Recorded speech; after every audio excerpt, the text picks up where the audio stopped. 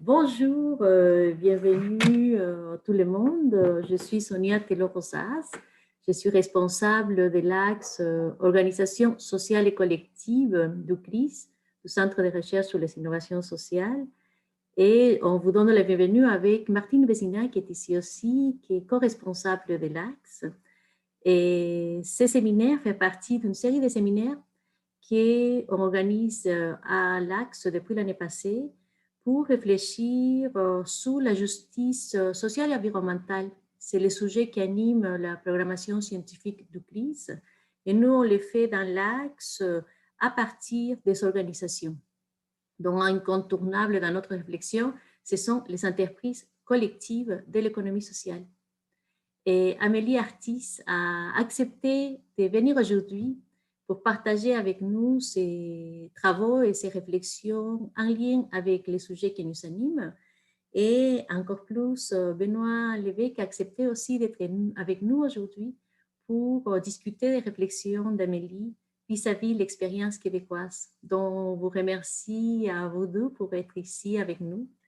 Et avant que je passe la parole à Martine Vézina, c'est Martine qui va animer notre séminaire. Et Amélie va nous présenter ses réflexions entre 30 et 45 minutes. Puis Benoît Lévesque va ouvrir la discussion en faisant un retour sur la présentation d'Amélie en prenant environ 10 minutes. Avec ça, bienvenue encore et je vous laisse le micro à Martine. Oui, bonjour tout le monde. Merci d'être là.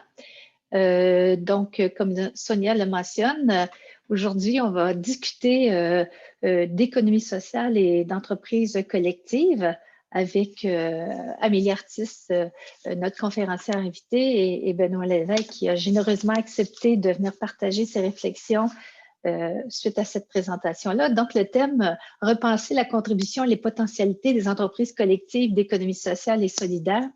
Le thème est tout à fait à point dans le contexte actuel, mais aussi dans le contexte de la programmation du CRIS sur les questions de justice sociale et environnementale. Les questions que nous, on se pose dans ce cadre-là, c'est vraiment quelle est la contribution, quelle peut être la contribution et à quel niveau cette contribution des entreprises d'économie sociale, des entreprises collectives.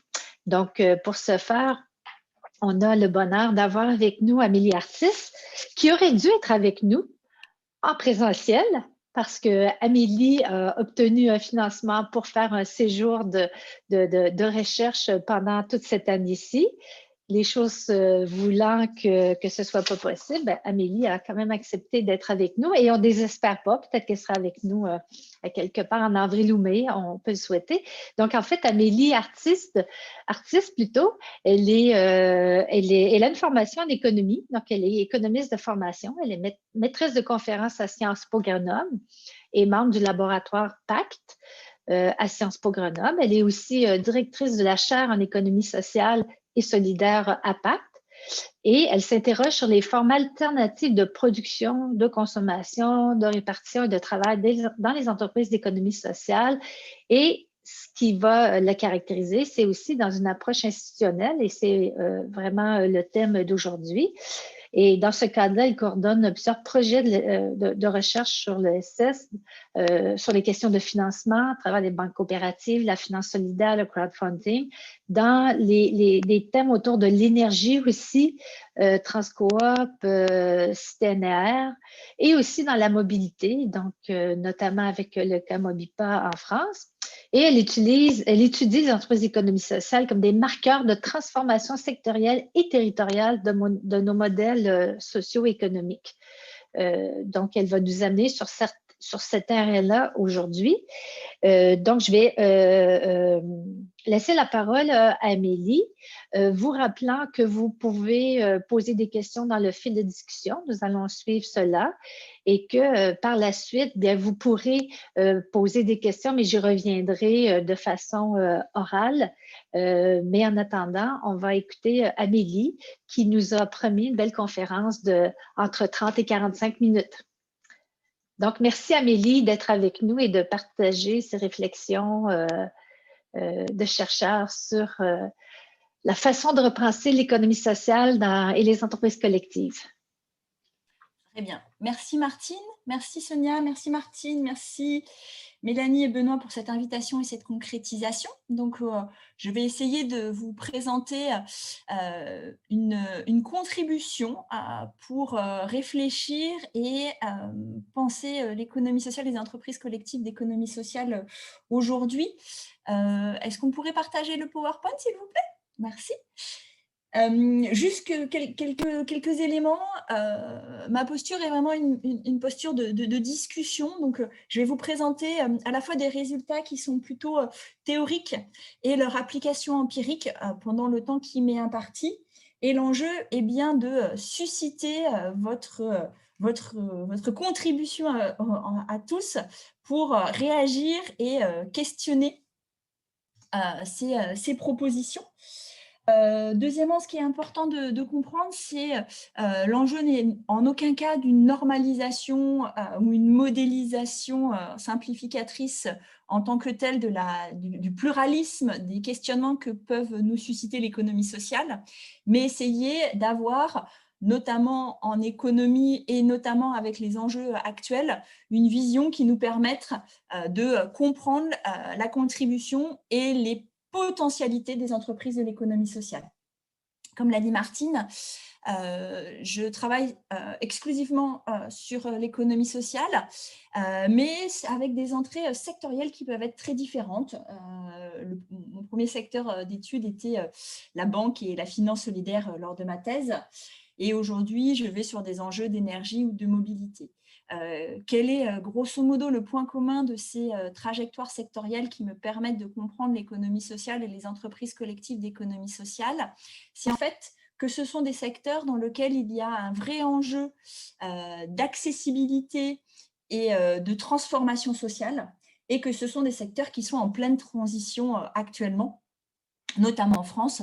Tous mes exemples seront illustrés à partir du cas français et justement la comparaison ou le regard croisé me semble tout à fait pertinent pour avancer dans ce chemin-là. Donc je vous propose de commencer avec la première diapo d'introduction. Alors, le contexte, bon, vous le connaissez tous et je le vis, parce que j'ai des restrictions de mobilité actuellement, comme vous pouvez le connaître vous aussi dans votre quotidien.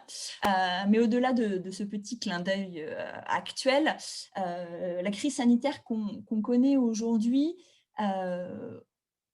remet notamment en France sur le devant de la scène la contribution des organisations d'économie sociale, avec deux enjeux principaux. Le premier, c'est à la fois d'être au front.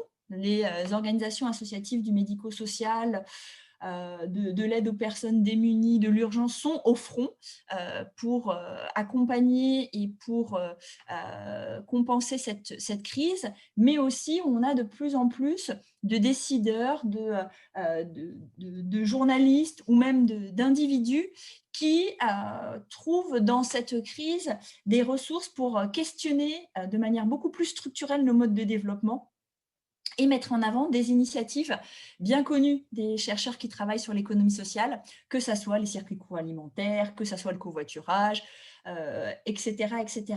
Donc, c'est à la fois conjoncturellement être au front, mais surtout plus structurellement. La période actuelle est très propice à questionner nos modes de développement de manière générale, ceux qui nous ont été transmis depuis les années 45 de manière sur longue période, avec aujourd'hui une volonté de re-questionner ces enjeux à la fois de proximité, de circuits courts, de quelle est réellement la valeur des biens et quelle forme de travail on doit rémunérer. Donc ça fait un contexte favorable, mais avec finalement un enjeu qui est, et c'est souvent de mes positionnements, de rarement utiliser une sémantique liée à l'innovation ou la nouveauté dans l'économie sociale, et donc d'une analyse de court terme pour replacer ces initiatives dans des tendances beaucoup plus longues et structurelles, d'évolution de nos modes de développement, mais aussi de comprendre que ces initiatives s'inscrivent à la fois en continuité et en discontinuité avec des initiatives beaucoup plus anciennes.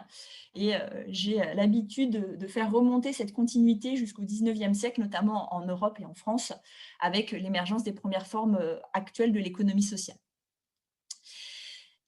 Il me semble important de revenir dans cette histoire longue pour asseoir la contribution et les potentialités des organisations de l'économie sociale, parce qu'aujourd'hui, il y a des menaces externes par rapport à cette économie sociale. Tout l'intérêt aujourd'hui où on a de plus en plus de travaux sur les organisations hybrides, sur l'entrepreneuriat social, sur l'innovation sociale, qui sont à la fois des fois dedans, des fois dehors par rapport à la définition que je vais vous proposer des entreprises collectives d'économie sociale.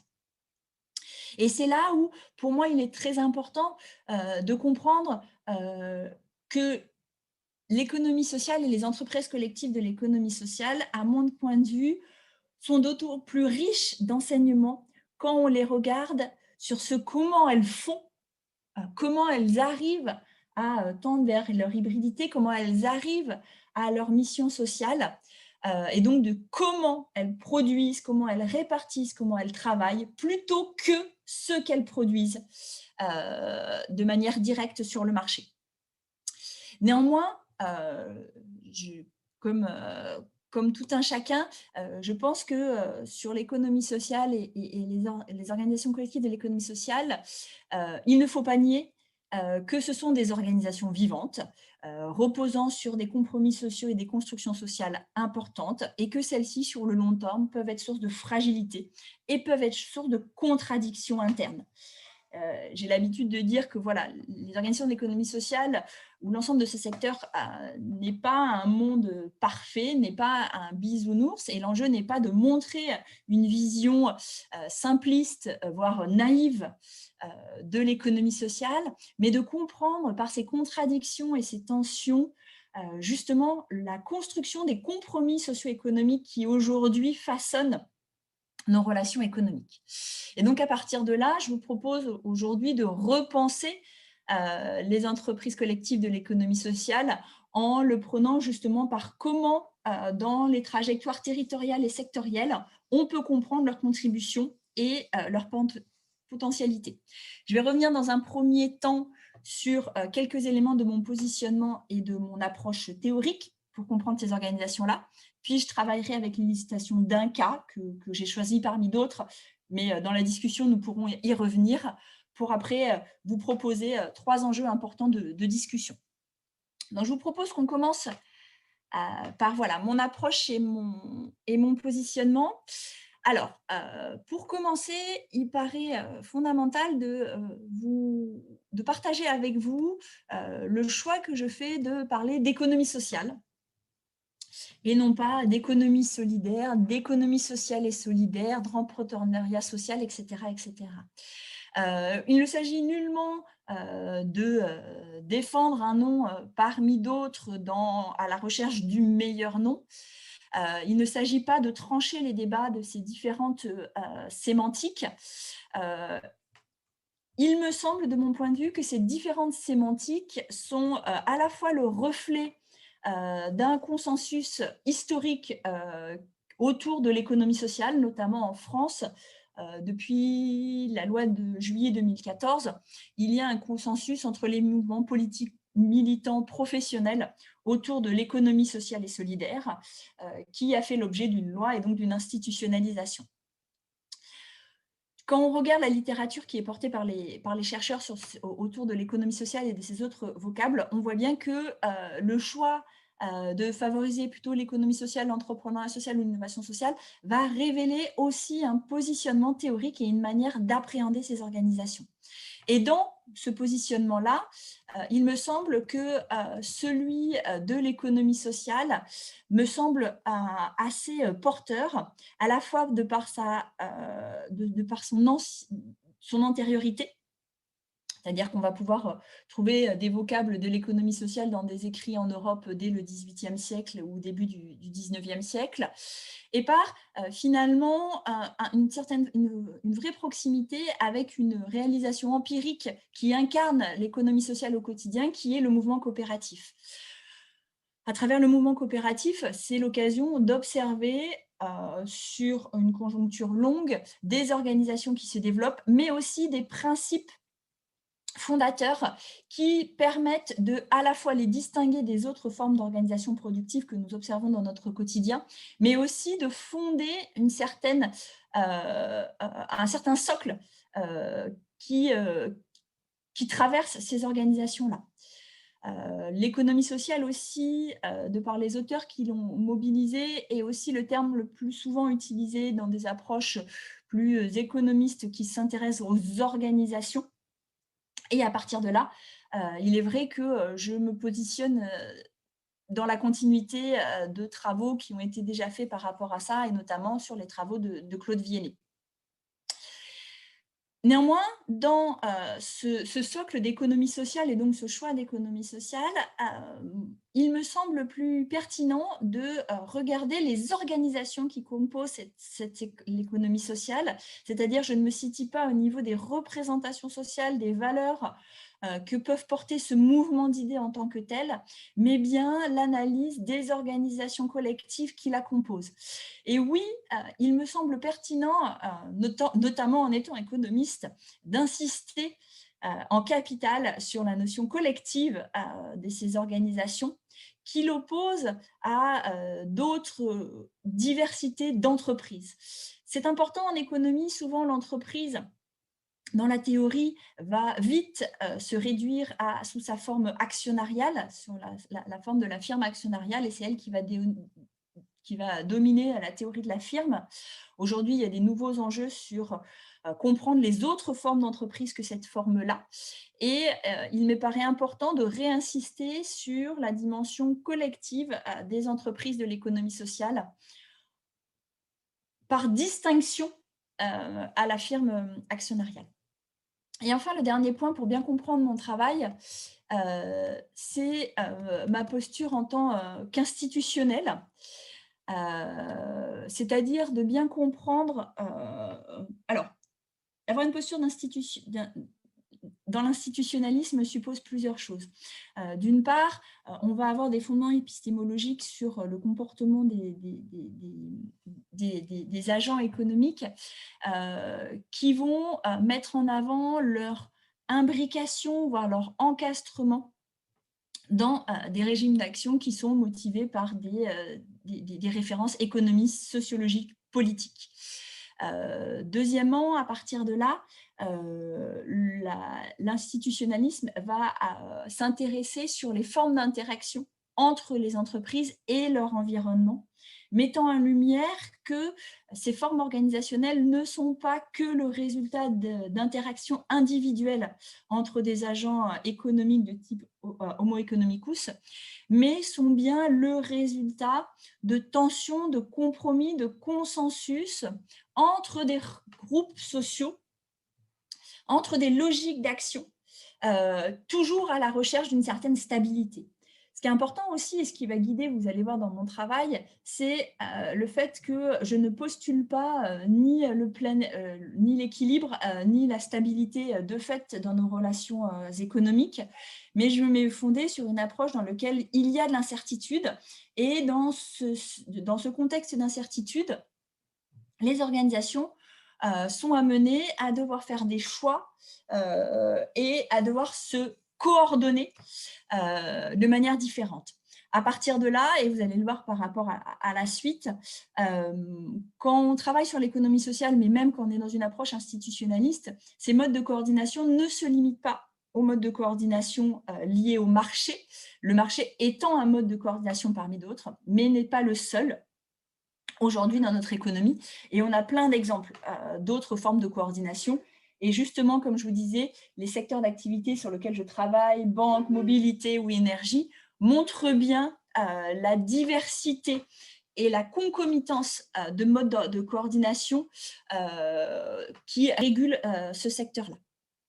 Donc, dans ce premier temps, c'est à la fois quelque chose à discuter, mais aussi quelque chose qui va faire la cohérence de mon travail, c'est de s'inscrire dans ce paradigme institutionnaliste tout en y acceptant sa diversité, et que cette approche permet de repenser et permet de donner aussi des outils d'analyse des entreprises collectives de l'économie sociale comme unité cohérente d'observation par rapport à d'autres formes d'entreprises. Et donc, c'est ça qui va faire mon unité.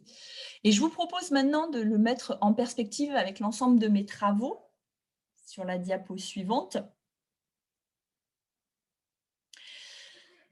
Alors, en espérant que vous arriviez à lire, l'enjeu est de bien comprendre comment j'applique cette démarche-là dans le cadre des différents secteurs d'activité dans lesquels je travaille. C'est de bien comprendre que l'objet concret d'études, ce sont les entreprises collectives, donc les coopératives, les mutuelles et les associations. Et mon questionnement qui est central systématiquement, c'est d'étudier des modes de coordination interne de ces organisations et de régulation externe à l'entreprise et entre les entreprises.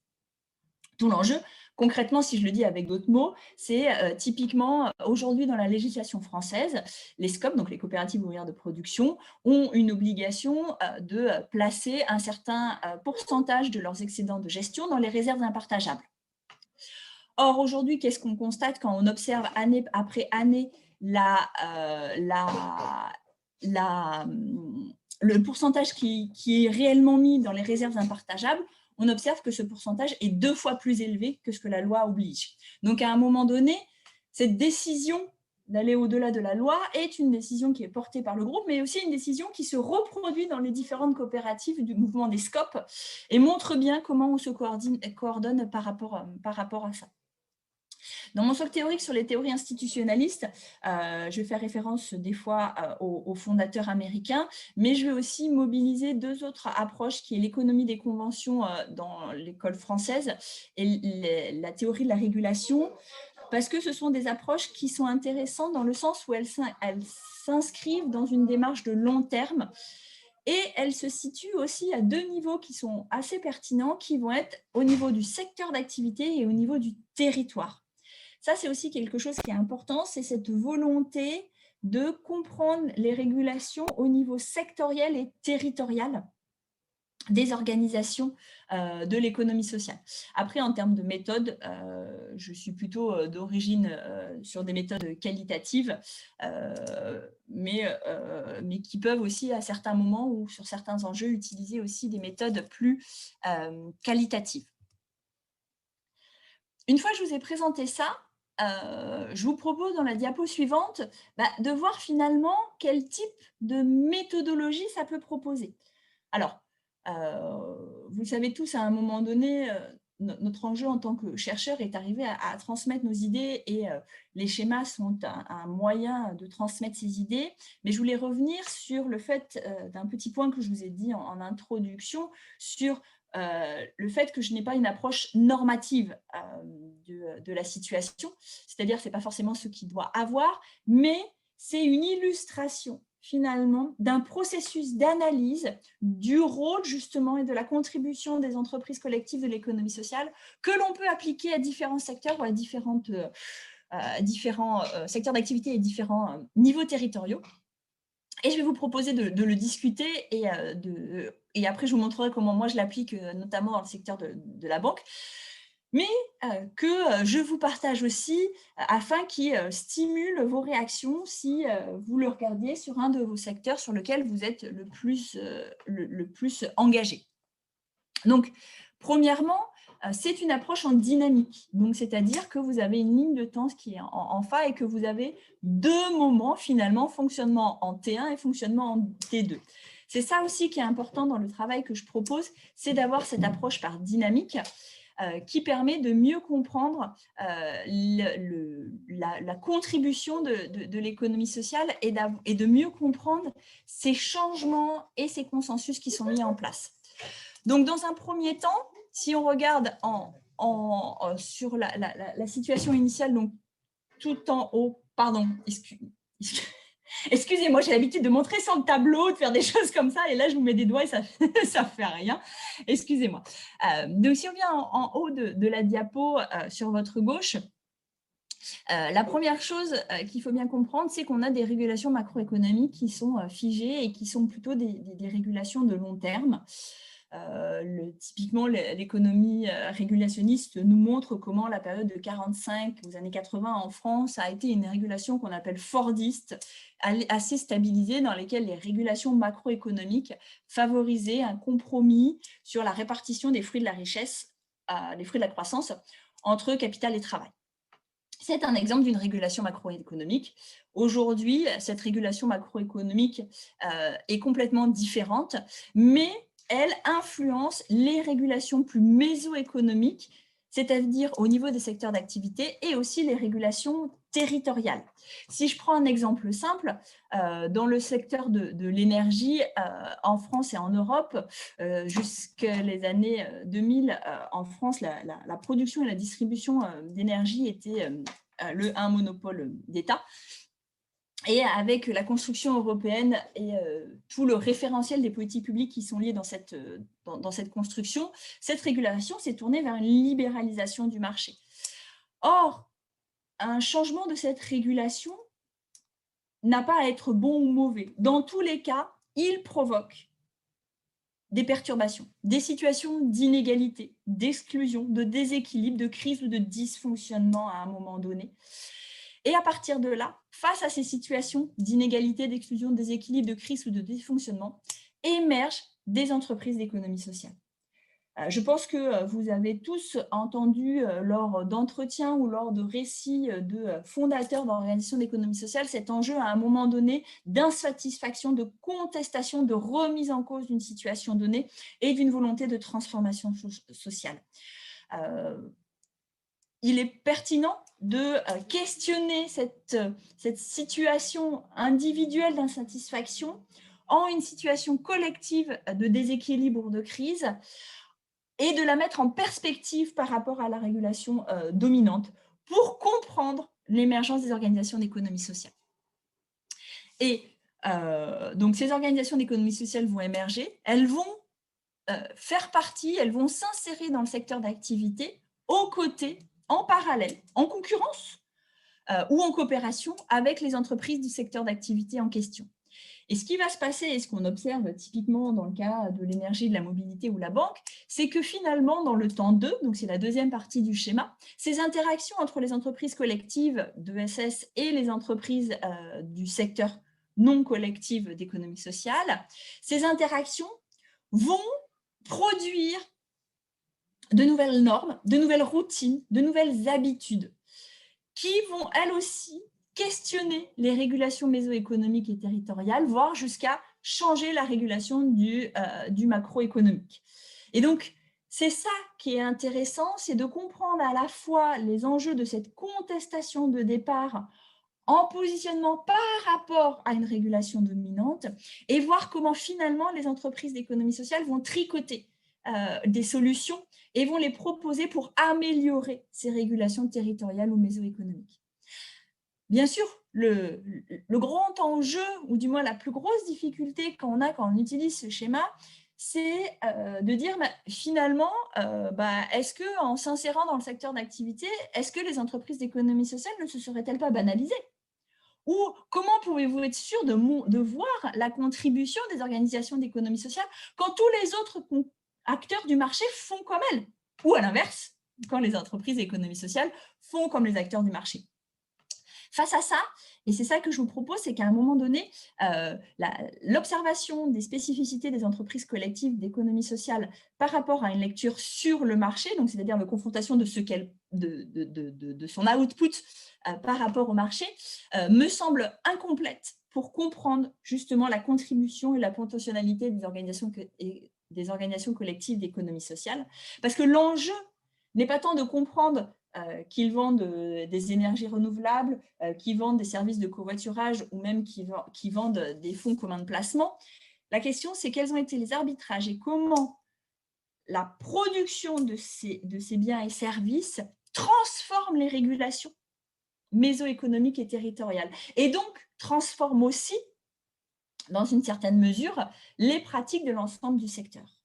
Et c'est là aussi que je vous propose de tester cette vision-là sur les terrains que vous avez pour justement ne plus regarder uniquement l'outcome qui est proposé par une organisation d'économie sociale, mais comprendre quel est le processus de construction sociale qui sont soulevés par ces organisations à travers leur mode de coordination pour le dépasser.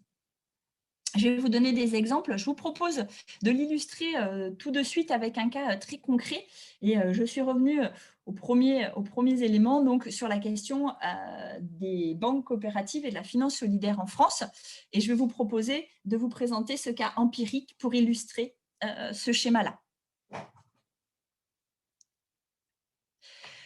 Donc, premièrement, comme je vous disais, l'un des premiers enjeux pour avancer dans la proposition méthodologique que je vous propose, c'est à un moment donné de resituer l'entreprise collective d'ESS dans sa trajectoire historique en lien avec le secteur d'activité. Donc là, je vous ai pris le cas concret des banques coopératives et associatives en France. Et vous voyez que je suis remontée loin à l'Antiquité. Et je n'ai pas forcément détaillé, mais on peut remonter très loin. Qu'est-ce qu'on observe dans ce processus long? On observe finalement deux choses fondamentales. Alors la première, en étant institutionnaliste, c'est que la monnaie et donc les acteurs économiques qui facilitent l'accès ou non à cette monnaie sont concomitants avec le développement de l'économie marchande. À partir du moment où vous avez des échanges économiques qui passent par de la monnaie, vous avez des agents qui vont avoir ce rôle de facilitateur ou d'accessibilité à la monnaie. Que nous avons un réel développement de ce secteur bancaire et financier au XIXe siècle et que face à l'émergence de ce secteur qui est centralisé, tourné vers les banques d'affaires, nous avons de manière concomitante et parallèle le développement de coopératives d'épargne de crédit qui vont être sur une logique de décentralisation, donc autour de territoires plus petits, et qui vont développer une manière à la fois d'accompagner et d'évaluer les projets qu'ils vont financer qui sera complètement différente de ce qui sera proposé par la haute finance et par les banquiers d'affaires de l'époque. Donc ça va être l'émergence. Comme vous pouvez voir, il y a plusieurs structures d'économie sociale qui naissent en Europe à cette époque-là et même dans d'autres continents dans le monde. Mais la réponse d'économie sociale n'est pas une réponse monolithique. Elle traverse aussi, elle cristallise aussi les différentes paradigmes philosophiques qui existent dans notre société. Et donc, à partir de là, vous allez avoir des émanations de coopératives d'épargne et de crédit qui vont se rapprocher, qui vont se raccrocher à une vision philosophique de la société qui peut être complètement différente en fonction des modèles. Ce qu'on observe en France à partir de 1945 et 1984, c'est que les banques et les banques coopératives qui auront connu un développement significatif entre la fin du 19e et le début du 20e siècle vont être inscrits dans des politiques publiques fortes et vont devenir des acteurs de ces politiques publiques. Juste à quelques éléments de contexte, la France connaît un développement bancaire assez particulier qui n'est pas forcément le même dans tous les pays d'Europe, qui est lié aussi à la mensualisation des revenus, à le fait que pour avoir des prestations sociales, vous avez l'obligation d'avoir un compte bancaire et qu'en France, vous avez ce qu'on appelle un droit au compte. Et ce ne sont pas des réalités partout dans le monde, il faut le reconnaître. Mais ça a été le produit d'un compromis entre l'État, le secteur bancaire et les entreprises à ce moment-là, parce que je vous rappelle, de 1945 à 1984, on est sur une période de forte croissance en France, et à un moment donné, il va y avoir ces éléments-là. Sauf qu'à partir de 1984, la construction européenne oblige, cette fameuse régulation macroéconomique va complètement changer de configuration et va finalement perturber le compromis précédent, tout en questionnant toujours les banques coopératives par rapport à leur contribution dans ce secteur d'activité. Donc, une fois qu'on a mis cet élément-là, bon, il y a un peu d'animation sur cette diapo.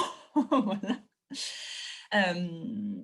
Alors, je fais juste un petit détour avant de vous présenter deux périodes historiques différentes pour comprendre la contribution et la potentialité des entreprises collectives de l'économie sociale, qui est une discrétion un petit peu plus théorique. Vous êtes tous confrontés, ou vous avez été confrontés, ou on a dû vous faire la réflexion que, grosso modo, les coopératives sont des entreprises comme les autres. En France, c'était même le slogan de la Fédération professionnelle des coopératives, des entreprises comme les autres. J'ai choisi spécifiquement de travailler sur les banques coopératives, justement, pour un petit peu challenger et un petit peu aller à contre-courant par rapport à cette vision-là. Et aujourd'hui, il y a quand même une forte littérature qui questionne la spécificité ou l'absence de spécificité des banques coopératives dans leur relation au marché par rapport aux autres concurrents, notamment sur le terme d'isomorphisme institutionnel. En effet, on constate bien des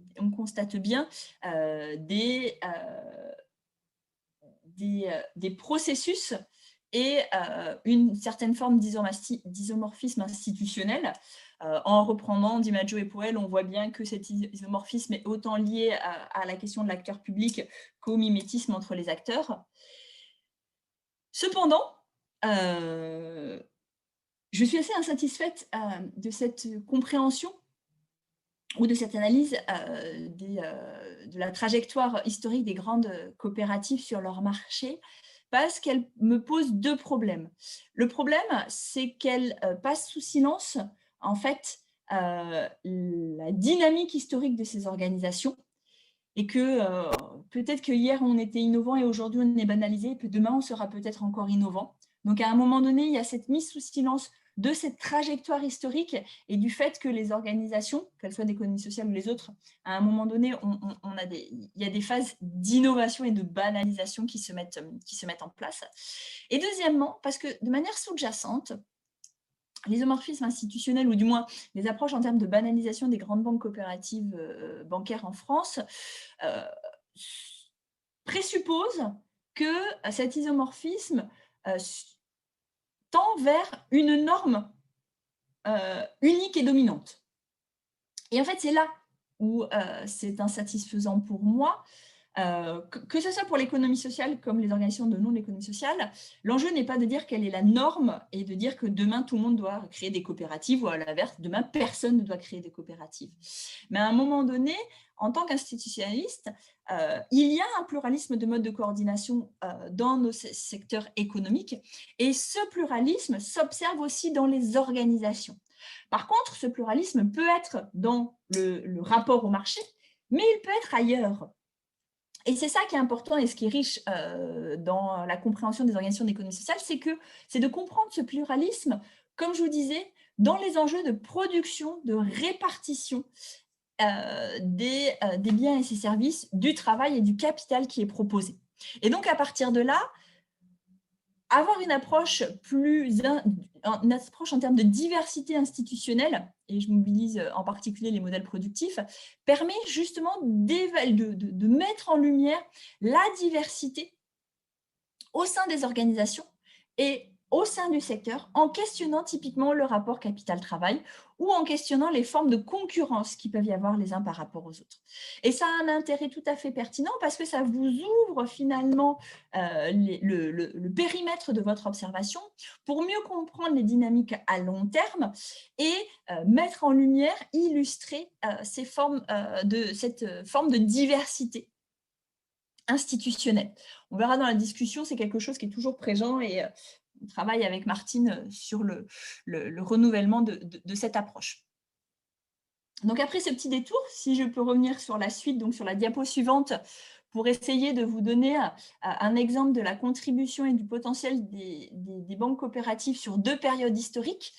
Il y a de l'animation dans ma diapo, donc je pense qu'il faut que vous Rappuyez une fois, il me semble. Et encore une fois, voilà, merci beaucoup. Donc, ce qui est important de comprendre, c'est que à travers l'approche sur les cycles longs, il est possible d'identifier deux périodes. Alors, pardon, ce n'est pas la bonne diapo, c'est celle d'avant. Voilà, merci. Il est possible de caractériser deux régulations complètement différentes. Une régulation plutôt marchande et libéralisée, qui va être la régulation qui était dominante au début du XXe siècle et qui aujourd'hui s'en rapproche le plus, et une régulation administrée qu'on verra dans les années entre 45 et 60 en France. Donc, qu'est-ce qui est important de comprendre par rapport à ça, c'est que on est dans un contexte où on a un système financier qui a des besoins de financement importants, et que le système bancaire à cette époque-là, c'est un système bancaire qui est fondé sur des banques d'affaires ou des banques de dépôt. Étant donné qu'on est dans une approche marchande et libéralisée, il y a un pluralisme qui est toléré, et donc à partir de là, on a aussi beaucoup de banques coopératives régionales qui se mettent en place. Quelle va être la spécificité de ces coopératives-là face à cette régulation marchande? Elles vont avoir des enjeux de compenser, voire par la transformation des règles, mais de compenser des situations d'exclusion bancaire, d'inégalité à l'accès aux banques, que ce soit sur du crédit ou que ce soit sur des moyens bancaires, et que cette difficulté d'accès au crédit, finalement, concrètement, si on prend Schumpeter, si les banques ne donnent pas du crédit, il y a plein de situations, il y a plein d'entreprises qui ne naissent pas, et donc on peut passer à côté de plein d'innovations entrepreneuriales ou de création de nouvelles entreprises. Et donc, à partir de là, les banques ont bien un rôle de soutenir ces projets-là. Mais ce qu'on observe, c'est qu'une régulation marchande libérale, les critères d'évaluation de ces projets qui vont être financés par les banques restent marqués par la valorisation marchande du projet. Or, quand vous prenez certains secteurs d'activité, la valorisation marchande du produit n'est pas encore mature.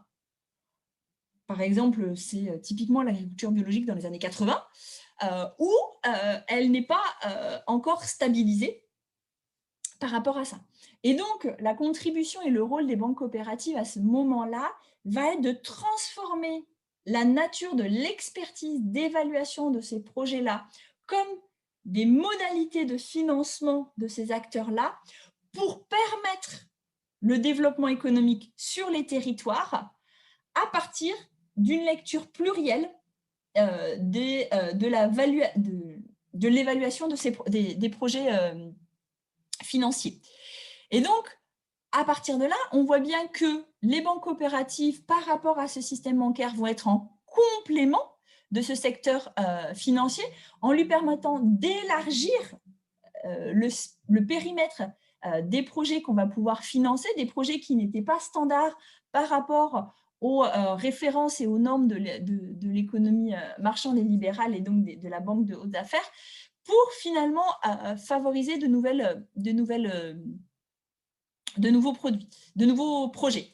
Et en même temps, il y a bien cet effet d'élargissement à un moment donné du secteur par la mise en place de nouvelles règles, mais en même temps, ces règles-là s'appuient sur le maintien d'une certaine alternativité des banques coopératives ou des acteurs associatifs et coopératifs du financement au sein de ces secteurs-là. Et c'est ça qui est important, et ce qui est pertinent par rapport à la grille que je vous propose, c'est à un moment donné de ne pas rester monolithique en disant l'économie sociale, c'est que la béquille du capitalisme, mais d'avoir finalement quelque chose de plus complexe à observer, c'est-à-dire à la fois sa complémentarité, parce que peut-être qu'il est plus pertinent, et c'est un enjeu de justice sociale, de faire en sorte que tout le monde ait accès à un certain bien, un service, mais en même temps aussi le maintien d'une alternativité qui reste contestataire par rapport à la norme dominante. Et tout l'enjeu va être, et c'est le travail que je fais, de comment en interne, l'organisation collective d'économie sociale transmet, diffuse ces nouvelles règles, ces nouvelles routines, ces nouvelles conventions, et en même temps en génèrent de nouvelles qui sont en lien avec la contestation qui est faite au niveau macroéconomique. Je vous propose, pour continuer, d'aller sur un autre exemple qui est à l'inverse lors d'une régulation administrée. Merci. Où là, on est sur une période historique très spécifique en France, qui est de 1945 jusqu'aux années 80, où là, on a une régulation qui est fortement pilotée par l'État, avec des politiques publiques fortes et un rôle stratège de l'État qui est important, et dans lequel les coopératives sont considérées comme un moyen fondamental de canalisation et de collecte de l'épargne, mais aussi de relais des politiques publiques. Il suffit de prendre comme exemple le Crédit Agricole à la sortie de la Seconde Guerre mondiale en France, qui va avoir ce rôle justement de financer et d'accompagner la modernisation et la compétitivité du secteur agricole en France. À titre d'exemple, sur la canalisation de l'épargne, on va avoir aussi tout le rôle qui va être fait plutôt sur des produits d'épargne en proximité. Quel intérêt va trouver l'acteur public des coopératives à ce moment-là? C'est bien sûr la question de la proximité, c'est-à-dire, comme on l'a vu, l'émergence des banques coopératives repose sur un réseau décentralisé. Et donc, ça permet d'avoir une couverture territoriale beaucoup plus large que n'ont les autres réseaux bancaires. Et en même temps, ça va être aussi des entreprises qui, par leur histoire, ont eu des liens avec leur territoire par les partenariats, mais aussi par leurs sociétaires. Aujourd'hui, ça reste des caractéristiques spécifiques des banques coopératives, mais on observe un tâtonnement et une recherche de positionnement stratégique de ces organisations par rapport à cette question de la proximité ou par rapport à cette question des liens avec les sociétaires, ce qui explique tous les débats qu'on a aujourd'hui sur justement la proximité des banques coopératives, la place des administrateurs dans les réseaux coopératifs, etc., etc., qui se met en place. Donc, on voit bien qu'à partir de là, on est une période dans laquelle il y a une reconnaissance de la spécificité des banques coopératives, et donc il y a un compromis qui est fait entre l'acteur public et les banques coopératives, c'est-à-dire que cette reconnaissance va se matérialiser par des produits spécifiques, chose qu'on n'a plus du tout en cas de régulation marchande et libérale. Et en contrepartie, les coopératives contribuent à cette régulation-là administrée, même si cette régulation est qualifiée d'administrée, sa finalité est bien d'accompagner et de diffuser sur l'ensemble des territoires et auprès de toutes les catégories socio-professionnelles l'accès au crédit et à l'épargne. Et donc, on voit bien, à partir de cet exemple empirique, on pourra dans la discussion aller sur d'autres exemples et le questionner un petit peu plus, comment le schéma que je vous propose à un moment donné de se situer à deux moments dans le temps et de questionner à la fois les régulations sectorielles comme macroéconomiques nous permet de mettre en lumière la contribution et les potentialités des banques coopératives ici dans l'exemple. Mais en même temps, je n'espère pas, et j'espère que vous avez bien compris mon propos, l'enjeu n'est pas non plus d'avoir une version normative et naïve des banques coopératives. Dans ces régulations, elles sont aussi parfois questionnées aux prises avec des tensions internes dans cet enjeu de leur rapport à la proximité. Amélie, peut-être encore 5 minutes? Donc, pour conclure, parce que j'ai choisi de faire une conclusion qui ne soit que en discussion, que en questions ouvertes, je vais vous proposer trois enjeux de discussion et vous inviter à débattre dessus et même à en proposer d'autres. La première, c'est théoriser l'entreprise collective d'économie sociale. Par rapport à la connaissance qui est déjà faite, je trouve que c'est important cet enjeu de théorisation de l'entreprise collective dans le cadre de la mise en lumière de la diversité et du pluralisme institutionnel des formes d'entreprise. Je trouve ça important. Mais je trouve que là où des fois, nous pourrions collectivement avoir des perspectives de recherche intéressantes, c'est théoriser cette entreprise collective à partir de son articulation du capital-travail. Vous le savez tous, et c'est d'autant plus criant dans les coopératives ouvrières de production, il y a une vraie différence dans l'articulation du capital-travail au sein des coopératives, ne serait-ce que par la double qualité, ne serait-ce que par les réserves impartageables, ne serait-ce que par le travail associé. Et je trouve que souvent, c'est une spécificité qui est peu théorisée, alors qu'elle pourrait justement dans l'approche institutionnelle que je vous propose permettre toujours dans le comment d'apporter des éléments de compréhension de cette articulation capital-travail qui n'est pas toujours un rapport capitaliste en tant que tel. Le deuxième élément, je trouve que théoriser l'entreprise collective, c'est aussi s'intéresser aux conventions et aux règles formelles et informelles qui naissent dans les processus productifs et qui se diffusent dans l'ensemble du secteur d'activité ou au sein même des organisations. Ce que je veux dire par là, c'est l'exemple que je vous disais tout à l'heure sur la question des réserves, du pourcentage des excédents de gestion qui devaient être mis en réserve dans les scopes, où aujourd'hui, finalement, empiriquement, on observe que ces réserves sont plus importantes que ce que la loi impose.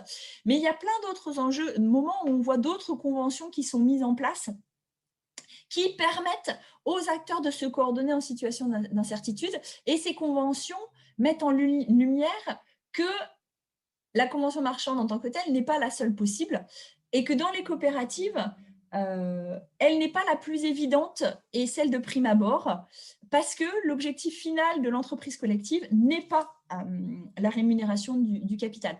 Et donc, cet enjeu d'émergence, de formalisation, mais même de tâtonnement autour de ces règles et ces conventions me paraît tout à fait pertinente. Le deuxième point, c'est sur cette question, la fameuse question sur l'économie sociale. Est-ce que c'est l'alternativité? Est-ce que c'est une hybridation? Est-ce que c'est une béquille? Et donc, vraiment, quel est le rôle et quelle est leur contribution? Ce que moi je veux mettre en discussion, ce que je vous propose de mettre en discussion, c'est que pour sortir de cette vision un peu classique de l'économie sociale, c'est que, comme je vous l'ai montré sur les banques coopératives, les dynamiques en long terme nous montrent que la réalité et que même la théorisation est beaucoup plus complexe et qu'on peut observer de manière concomitante dans un même secteur d'activité des règles ou des conventions qui vont favoriser l'alternativité alors que d'autres vont favoriser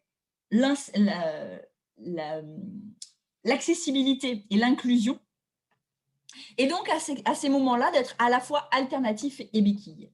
Et donc à un moment donné, c'est ça qui a été intéressant, parce que ça nous permet aussi de rappeler le pluralisme des logiques d'action et de s'interroger sur les compromis stables qui peuvent être marqués à certains moments de l'histoire, sans rester figés.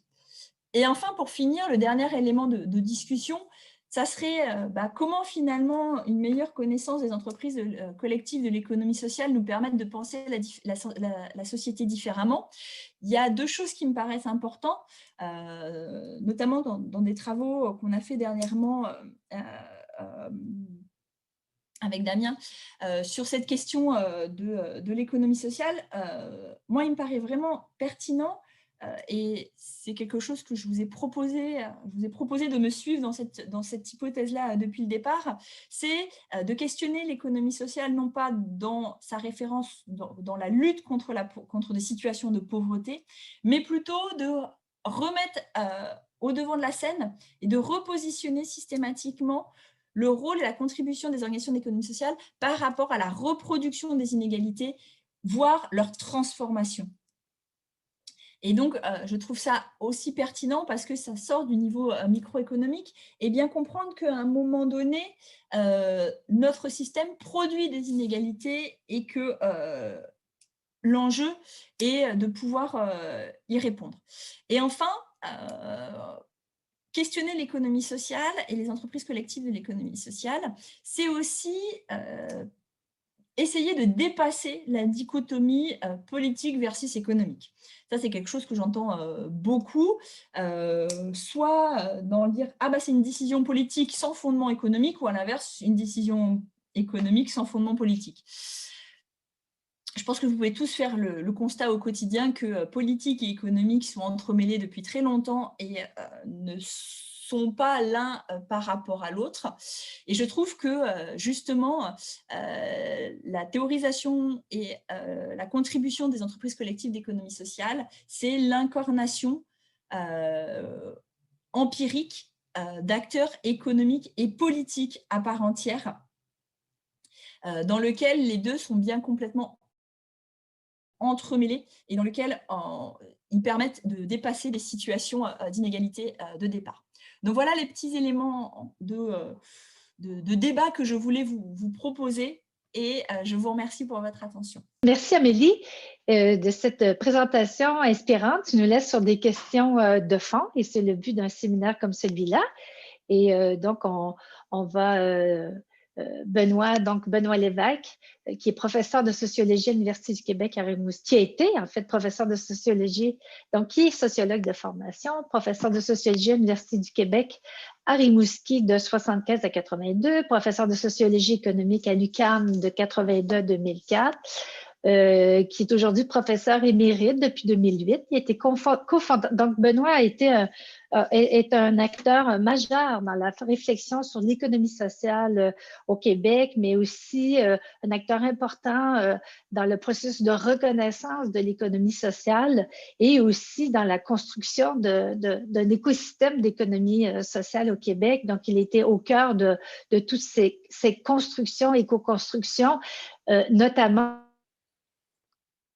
en étant cofondateur du CRIS, en fait, qui organise cette conférence aujourd'hui, et directeur de 86 à 2003, qui était aussi de l'Alliance de recherche Université-Communauté, donc l'ARUC en économie sociale, qui a été président du conseil scientifique, donc, du CIRIEC international, ça va au-delà du Québec, bien au-delà d'ailleurs, qui a été président du CIRIEC Canada aussi pendant plusieurs années et qui est encore très actif, notamment alors qu'il siège au conseil, sur des conseils scientifiques, donc celui de l'Institut Mallette au Québec, de l'Institut de recherche en santé et sécurité au travail et tout récemment qui est au conseil scientifique du TIES. Il a publié de nombreux articles, ouvrages, fait des conférences.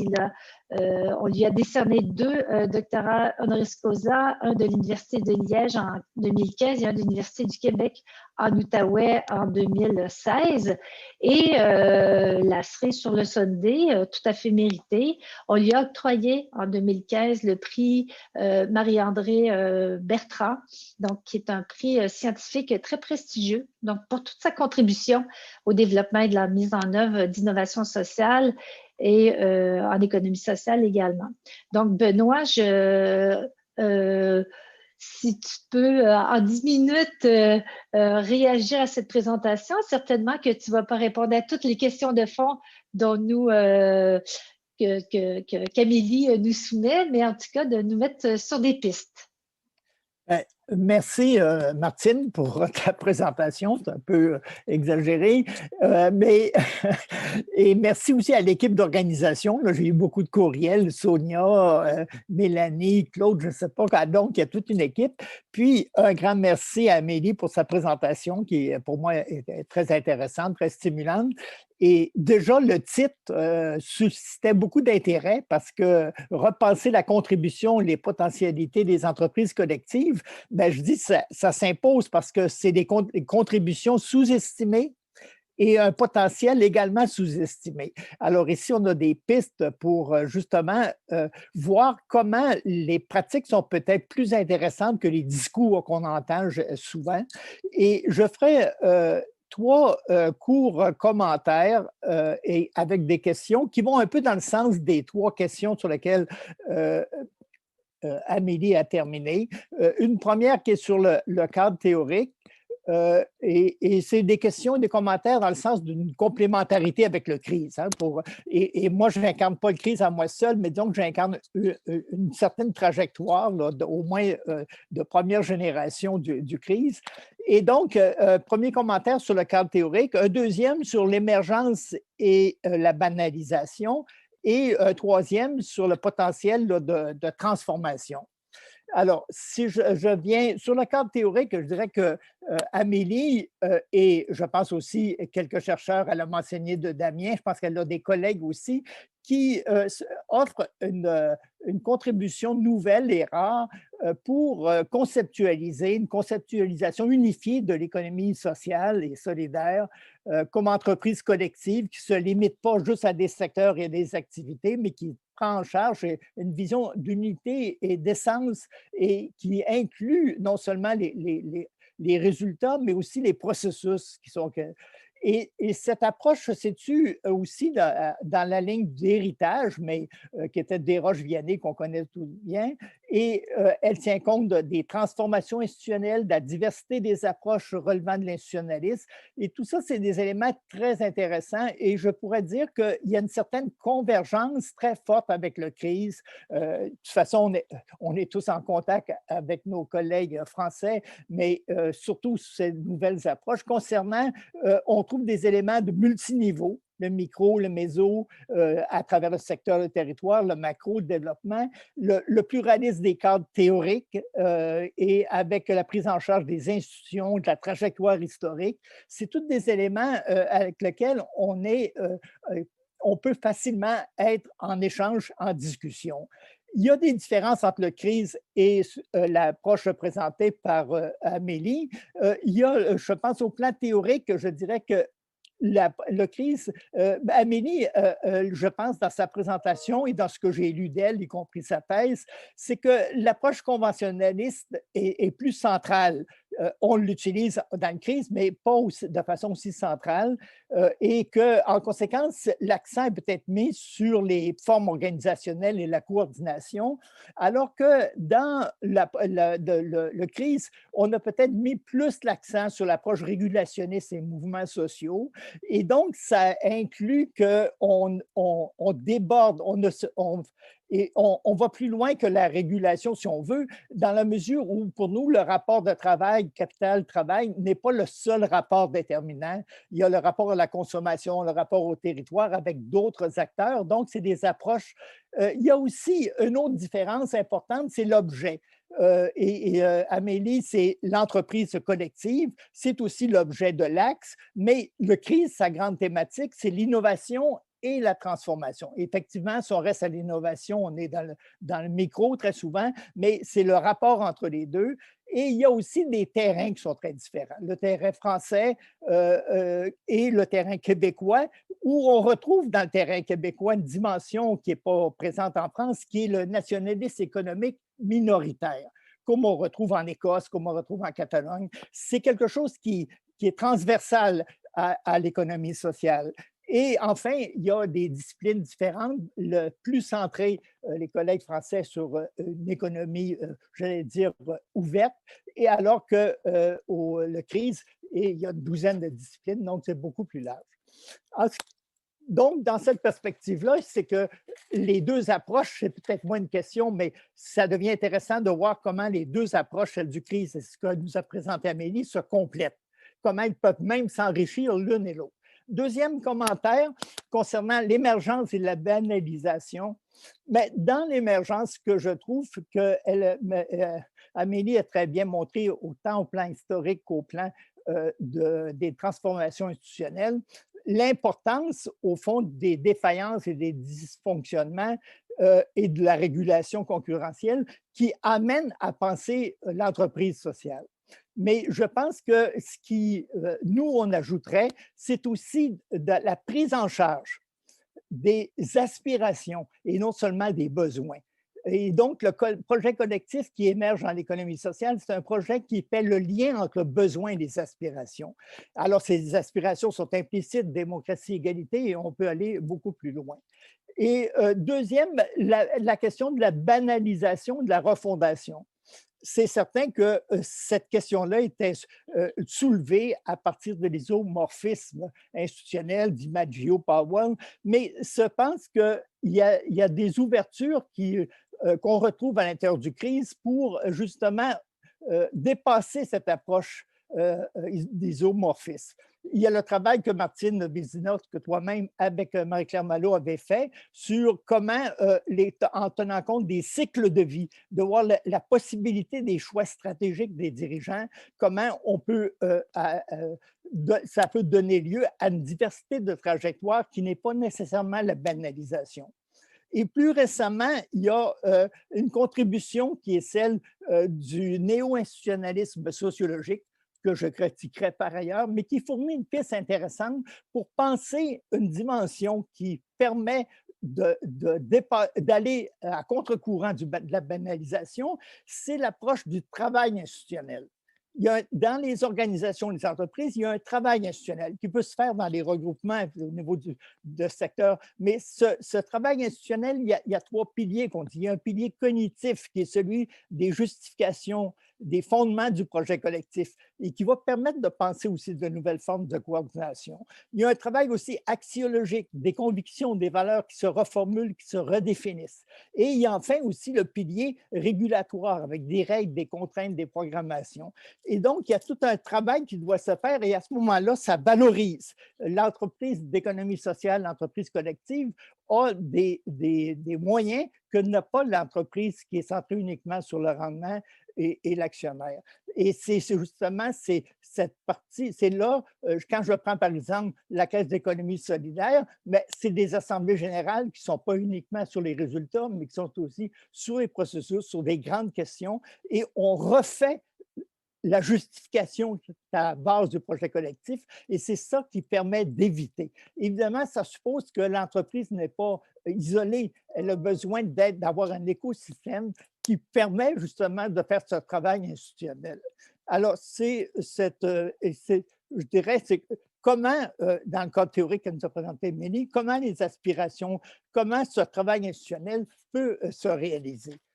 Mon dernier commentaire, je vais vite parce que je ne veux pas dépasser 10 minutes. Mon dernier commentaire, c'est le potentiel de transformation. Alors, évidemment, il faut dépasser le paradoxe parce que le paradoxe, c'est que l'économie sociale renforce le capitalisme, elle le stabilise, alors que l'économie sociale veut transformer. Alors, comment sortir de ce dilemme? Mais je dirais, c'est parce qu'il y a plusieurs niveaux de transformation. Et j'en mentionnerai seulement que deux. Et il y a un premier niveau qui est celui comment dans l'entreprise collective, dans son secteur d'activité, elle peut transformer le système socio-technique de production. Et ça, c'est des recherches qui sont faites tout un courant qu'on appelle le multiniveau, l'approche multiniveau, et qui permet de voir comment, dans certains secteurs, il n'est pas possible de mettre en place des entreprises d'économie sociale, ou tout au moins très difficiles, parce que les montants d'investissement sont très élevés. Je pense à l'industrie du ciment, par exemple.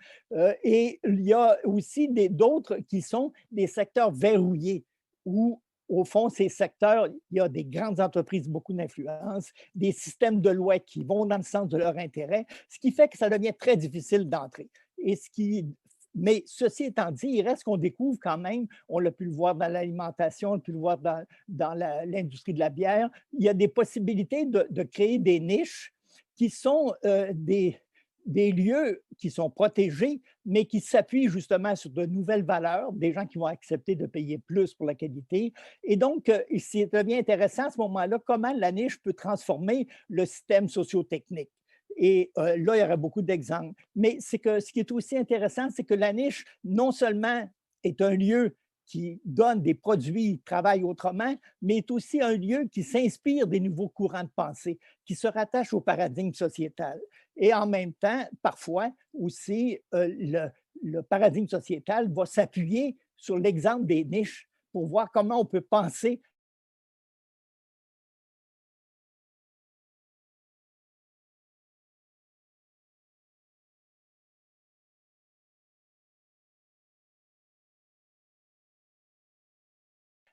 L'autre façon qui était peut-être moins présente dans la présentation de Mélanie, c'est la référence, elle le fait quand même sur les inégalités, mais je pense qu'aujourd'hui, on parle de justice sociale, de justice environnementale, parce que justement, c'est la question du développement durable qui fait qu'on s'entend pour dire qu'il faudrait changer le modèle de production, le modèle de consommation, le mode de vie. Et donc, on s'entend sur, au fond, les contours d'une révolution, mais qu'on veut réaliser, qu'on doit échelonner dans le temps, d'où l'idée de la transition sociale et écologique.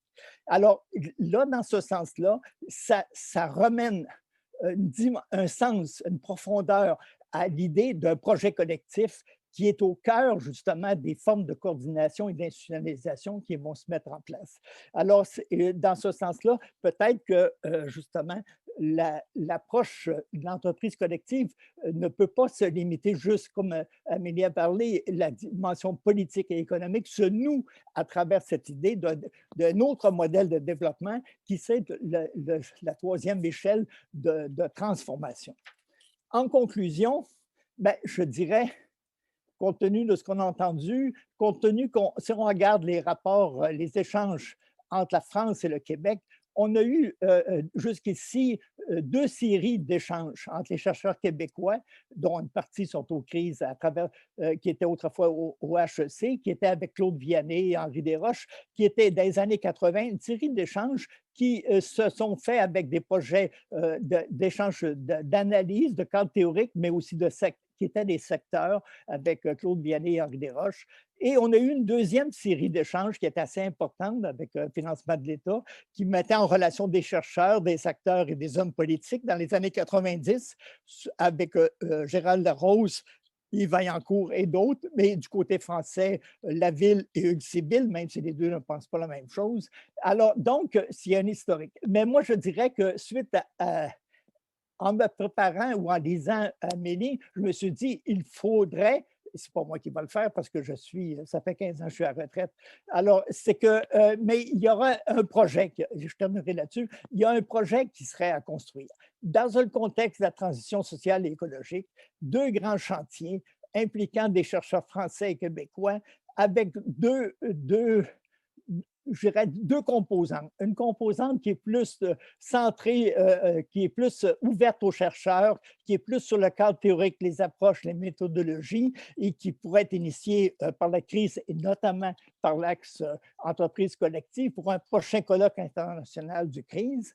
Et l'autre, un chantier d'analyse comparative, France-Québec, avec des acteurs, avec où on comparerait les expériences, les trajectoires, et qui inclut des entrepreneurs collectifs, qui inclut des hommes politiques et des femmes politiques et des chercheurs.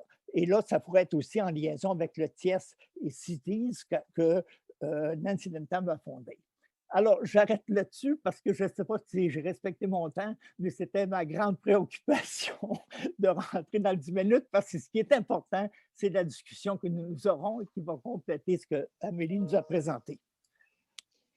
Tout à fait. Merci beaucoup, Benoît. Effectivement, tu nous amènes sur tu nous mets en perspective cette grande tradition de recherche et d'action entre la France et le Québec. Et on voit bien que qu'il y a eu ces moments d'échange importants qui font qu'aujourd'hui, il y a énormément de liens aussi au niveau théorique, des approches, etc. Merci. Merci. Je pense qu'on arrive à midi. Je pense que, comme Benoît le disait, c'est des discussions qu'il faut poursuivre. C'est comme en innovation sociale, c'est peut-être pas nouveau, mais il y a un renouveau parce qu'il y a un contexte nouveau et les questions que vous avez posées sur la pandémie, sur le travail à distance, etc., il y a matière à questionner ou à repositionner les modèles du crise et celui, Amélie, que tu nous proposes à la lumière de ces éléments plus contemporains, sachant que quand même, moi je retiens cette idée de trajectoire historique. On est dans l'innovation, on est dans l'instantané, etc. Pas nécessairement au CRI, c'est pas la perspective, mais il y a cette tendance-là et de se reconnecter sur ces trajectoires historiques-là pour être capable d'apporter plus de nuances, c'est un élément vraiment très important. Et donc, il me reste, au nom du CRIS, de Sonia, et de Florence, de Mélanie-Claude, etc., à te remercier très sincèrement d'avoir été avec nous, d'avoir partagé ces idées-là. La prochaine fois, tu le feras en physique, de même que Benoît. La prochaine fois, on sera en physique et on pourra aller se prendre un bon café et toutes les autres personnes qui sont présentes. Donc, merci d'avoir été là et on vous invite à suivre les activités du CRIS. Il y a beaucoup de séminaires cette année, beaucoup plus accessibles parce qu'on est en distanciel. Merci encore. Merci à tout le monde. Merci. Merci. Bonne journée.